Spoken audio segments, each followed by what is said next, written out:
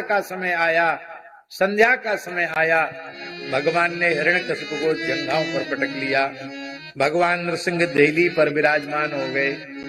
देहली पर भगवान नृसिंह विराजमान हो गए, इसलिए देहली को भगवान नृसिंह का आसन माना गया।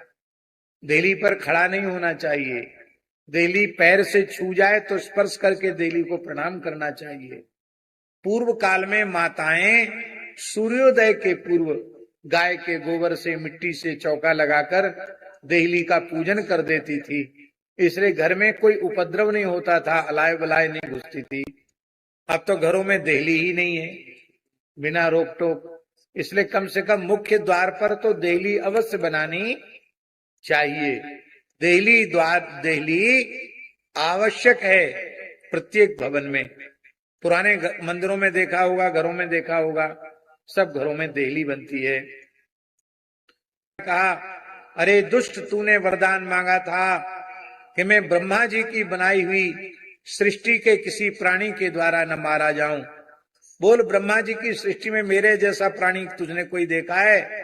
बोले, महाराज आपका मुख तो सिंह का है, बाकी आपका शरीर देवता का है, आपके जैसा स्वरूप तो मैंने कभी ब्रह्मा जी की सृष्टि में नहीं देखा। तूने वर मांगा था न दिन में मरूं न रात में मरूं। बोल, दिन है कि रात? बोले, महाराज ये संध्या का समय है, न इसको दिन कहा जा सकता न रात कहा जा सकता। तूने वर मांगा था न घर के भीतर मरूं न बाहर। बोल, तू घर के भीतर है कि बाहर? बोले देहली न भीतर होती न बाहर, बीचों बीच होती है। तूने वर मांगा था न धरती पर मरूं न आकाश में, तू मेरी जंघाओं पर है। तूने वरदान मांगा था मैं अस्त्र शस्त्र से न मरूं। बोल, मेरे हाथ में अस्त्र हैं कि शस्त्र?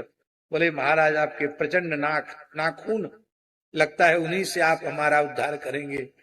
और भगवान ने कहा, ब्रह्मा जी के सभी वरदान सत्य हैं? बोले, एक तो बकाया है। क्या? मैंने कहा था 12 महीने में से किसी महीने में न मरूं। भगवान ने कहा, तुम्हारे लिए हमने 13वां महीना बना दिया, पुरुषोत्तम मास। उस समय अधिक वैशाख मास था। बोले, ब्रह्मा जी के सब वरदान सत्य हैं? बोले, हाँ सत्य हैं।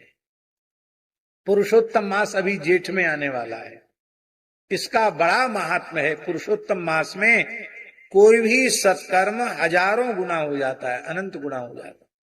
कार्तिक मास में जो दीपदान की विधि है, वो दीपदान का पुण्य अधिक मास पुरुषोत्तम मास में 1000 गुना बढ़ जाता है। इसलिए अभी अधिक मास आने वाला है।